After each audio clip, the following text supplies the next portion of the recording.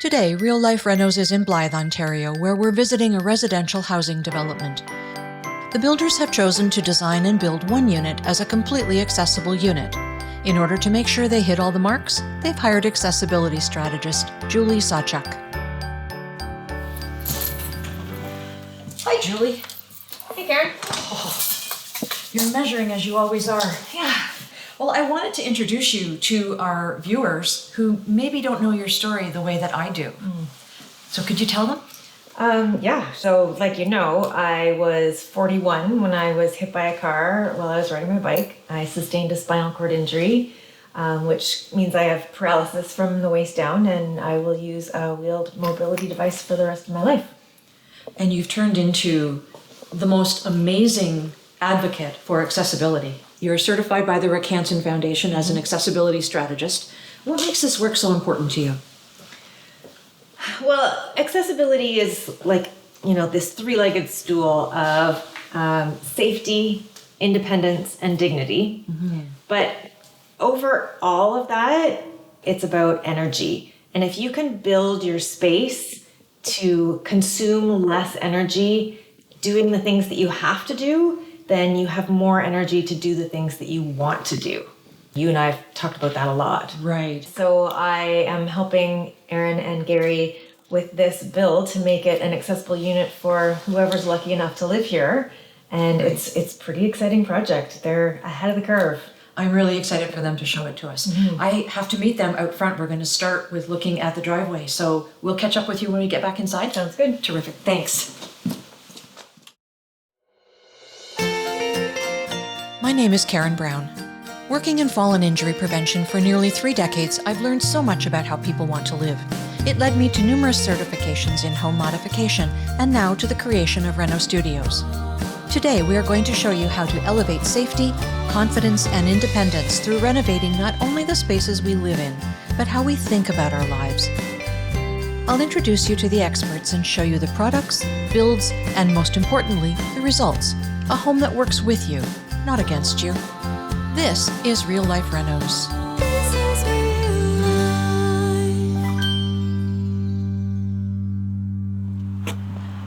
Well, today we're here with Aaron and Gary from Rutling Holdings, and we're looking at this completely accessible rental unit that's being built in Blyth, Ontario. Tell me a little bit about the construction of this on the exterior to make it accessible as opposed to the other units which are not. First off, we want to keep the driveway, the percentage of slope as low as possible. So here it's about 4%, which is under the code requirements. We have no barriers, no lip at the front door, so the concrete slopes up towards to keep the weather back. And then when we get up to the actual door, the threshold is different. Yeah, this is a accessibly designed door. Like it's only about a ½ inch of a threshold. And the door itself is 40 inches wide, which is quite a bit wider than your typical entrance door. The Canadian winters have a lot of rain and snow and ice. How do you mitigate that?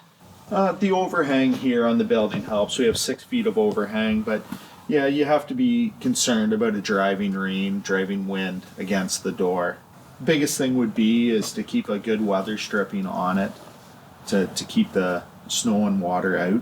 And I noticed this door handle that you have here is a lever door handle, not a knob that has to be gripped and turned or a latch that needs to be pinched. It's actually a lever so that somebody could come with an elbow and enter the unit. That's terrific. Yeah. Now the garage does not look that much different from out here, but it does look a little bit different from in there. So let's go take a look at that. So when we look at this garage door, it is different than most garage entrances into a house that we would typically see. There's usually at least 1 step, often 2. There's no step there. Yeah, so the floor in the garage slopes from the back to the front, so the water can't get in. But the concrete floor finishers, they brought the concrete back up to the same level as the door. So the snow and the ice will stay out. If rain gets in the garage, it will flow back out again. Correct. Yet it's still accessible. The garage itself is a little wider. It's about a foot wider. Did you tell me that? Yes, we added more width to the garage so it's easier for them to get in and out of their vehicle. Now, one other thing that you did that was really clever was that you hired an accessibility strategist who happens to be coming in right now. Hi, Julie. Hey, Karen. We've been talking a lot about stepless entry, the front door, the garage door. This is something that has not caught on in North America, although it's a very standard way to build in Europe and in South American countries. What's up with North America? Why has this not caught on? I'm not entirely sure, but I do know that there's a misconception that it's a code requirement to have a step between the garage and the main part of the house, and that's not actually the case. It's a total game changer for somebody like me who uses a mobility device, but for other people as well. It eliminates any kind of a trip hazard, makes life easier when you've got a stroller moving in and out, right? Oh, yes. And with that zero threshold, it's keeping the weather out and eliminating that need for a step at all. I would have killed for a 40-inch door and no step any of the times that I moved. Moving couches in, I don't do it anymore, but I remember those days. We're in the kitchen now, and although it's not quite built out yet in terms of its finishes, you designed it. So maybe you could take us for a bit of a cook's tour? So excited. Perfect. Universal design is the design and composition of an environment so that it can be accessed, understood, and used to the greatest extent possible by all people, regardless of their age, size, ability, or disability. Julie, you designed a fabulous kitchen at your house. What's the plan for this one? We're looking at this kitchen from a universal design perspective so that everyone can have access to everything in the kitchen. Behind you here on the wall will be a wall oven with a side open door, a fridge freezer with a freezer on top, then a roll under cooktop that's induction so it's heat safe, and then a work surface, the roll under sink so that you can get your knees and be comfortable underneath the sink for working with the tap and doing dishes, dishwasher, and then a countertop here with pull out drawers as opposed to cupboards. Right. So that it's easier to reach. To access, absolutely. And across on the other side of the kitchen. Yeah, we have the laundry room and some more workspace. And my favorite thing, which is the lower work surface, which is going to be a butcher block with leg posts so you can roll right up and underneath. It's kind of like a modified bar in a kitchen where, you know, you have the high bar stools, but instead you can sit in a wheelchair or you can sit on a stool and everybody can be at the same height together. Right. So over here we've got side-by-side washer dryer with double barn doors, so both doors can be out of the way, and then you can close up that area when the machines are going so you don't have to hear them. Right. That's important. Terrific. Counter height is typically 36 inches, but that's too tall for people who are in wheelchairs or are shorter in stature, and it's too short for somebody who is particularly tall. You need the counter height that is perfect for your kitchen activities so that your range of motion, shoulders, and neck aren't compromised by having too little space to properly bear down to cut vegetables, for instance, or roll out pastry. Taller people, on the other hand, don't want to have to hunch over to accomplish food prep tasks. The proper height is the one that lets you accomplish tasks without strain while maintaining proper posture. There's also nothing wrong with having 2 or even 3 different countertop heights in a kitchen for the use of different people. Tell me about this wall, because there's a lot going on. There's a lot of writing, there are a lot of boxes. What's going on here? Okay, so we've moved things around from where we would usually put them. We've dropped the thermostat wire and HVAC wire down to a more appropriate height for everyone. Right. The switches have been lowered as well, and the plugs have been raised. So this is the optimal functional reach zone. Tell us about that, Julie. It's kind of a rule of thumb is now 6 inches higher and 6 inches lower. So if you're talking about outlets, they're 6 inches higher than a standard installation, and then the switches would be 6 inches lower. If you look at my maximum reach, I don't want to be reaching that height. Plus, if you want to be able to see the controls, so moving them 6 inches lower just means that everybody has the access to controlling the environment in the house, which is really important for somebody, especially if they have a disability that affects the way their body deals with temperature. You want to be able to make sure that you can control that environment. Right, and little kids could reach these lights, and I don't have to bend in half to plug something into this outlet. Exactly. And there's no code. There's no there code that isn't. says where things have to be, right? Yeah, originally that height for an outlet was the height of a hammer. That's why that was Seriously? established. Yes. Did not know that. Yeah. All right. So this is called the optimal reach zone. And if you're doing it for somebody specific, again, the OT would come in and help with what that zone is for that individual person. But since you don't know who's coming into this particular unit, Yeah, make it right for everyone. perfect. We're in the second bedroom now, Aaron. Tell me about this space. Okay, all our units have a second bedroom. Some people use it for different things, like an office or a den. It also has a 2-piece bath just off the side.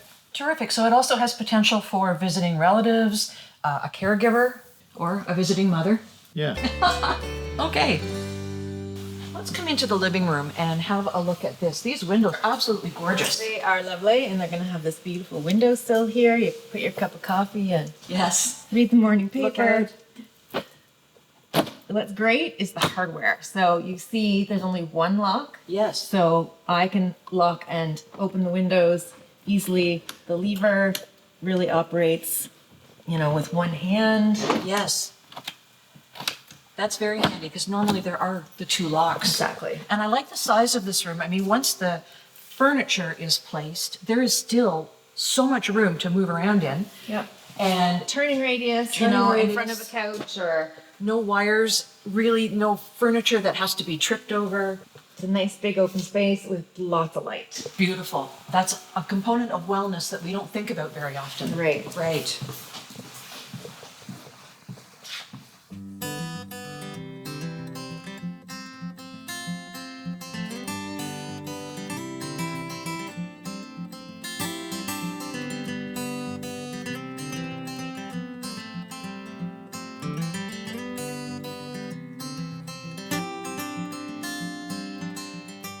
We're in the bedroom now, and you're in bed. I am. And what have you built in on either side of this bed? Well, to give options for the homeowner, they can sleep on either side of the bed and be able to reach the switches for the lights and the fans, as well as the outlet. Awesome. Okay, now let's have a look at the ensuite. Okay.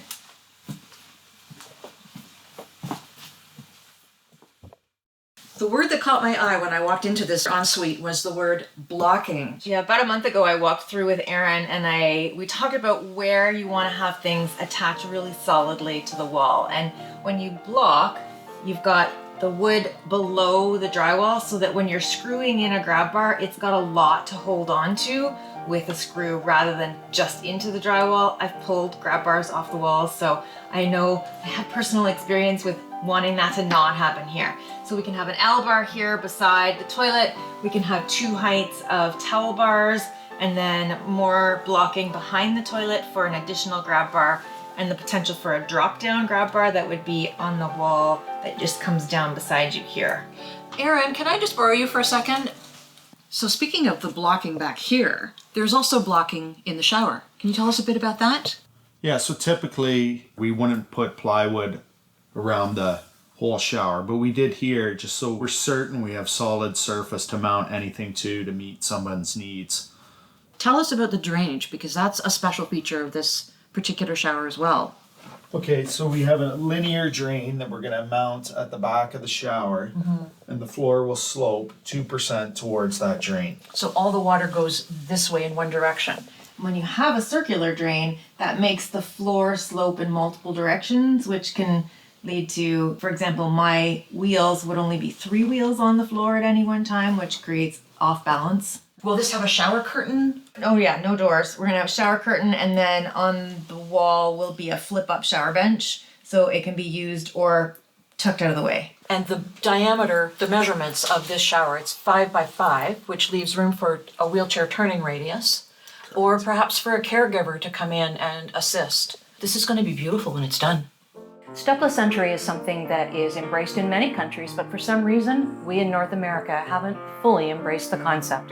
Not only is it good for people who have mobility issues to have a stepless entry such as this, but 10 out of 10 toddlers prefer it, as does everybody who's ever trying to wrangle a couch through a door.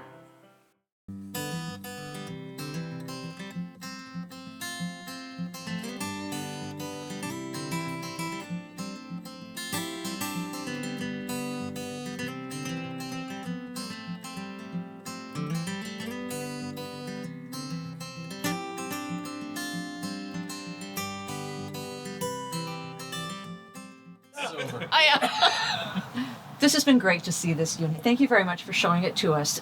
Just before we go, I want to give our viewers a handle on the difference in cost to build an accessible residential unit versus a regular unit. Would be what percentage-wise would you estimate? In our case, about 5 to 10% higher, so very minimal. Right. And Julie, you're tied in with the Rick Hansen Foundation data. How does that jive with what you're hearing across Canada for commercial builds? Well, when you look at it from a commercial perspective, an office building, for example, to build an office building to code versus building an office building to a Rick Hansen Foundation accessibility certified level of gold, the studies show that it's only a difference of 1%. 1%. 1%.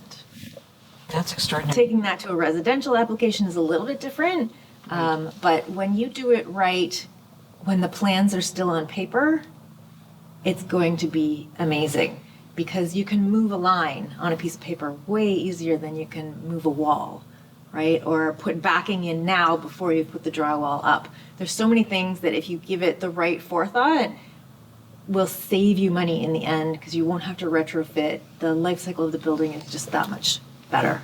That's right. And the saleability of the building in a residential sense, you've now broadened your market. Huge. This place is going to make such a difference for somebody. How does that make you guys feel? I think that's the biggest gratifying thing for me personally. I've talked to some potential tenants, and for them to be able to go from a home that is not accessible and have to live, in some cases with a caregiver, to an independent lifestyle on their own, that's the most gratifying thing. Now that you've done this build, how is that going to change your business moving forward? Is this something you might be likely to do again? Oh, definitely. Now that we've had some experience doing this type of build and realize, from a cost perspective, it's not that much higher to do. And the opportunity to give somebody an independent lifestyle, it's very fulfilling. So, yes. Doris and Dave have moved in and they've been kind enough to invite us for a visit.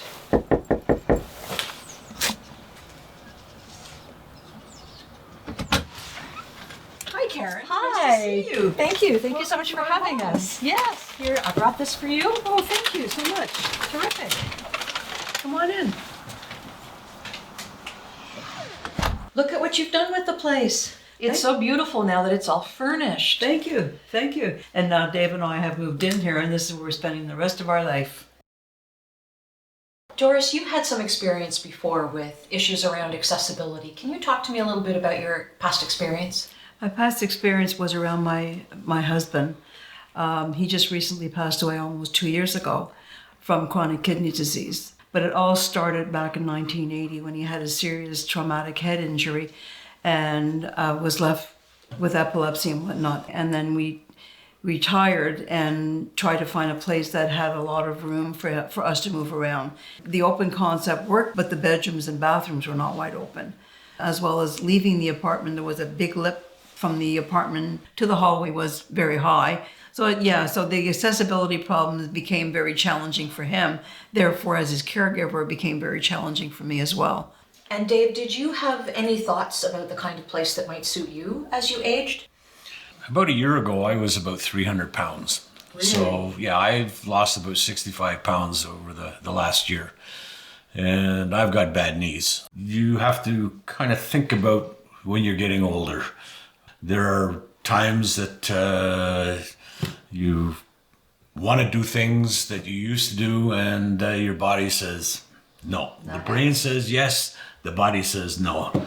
So the house was the perfect setting for me as far as getting a place to live, especially getting older. Today, it's a reality. We're getting older, and there's more and more people who need to have the accessibility, and there's less and less facility available. So what was your laundry list when you were looking for a place?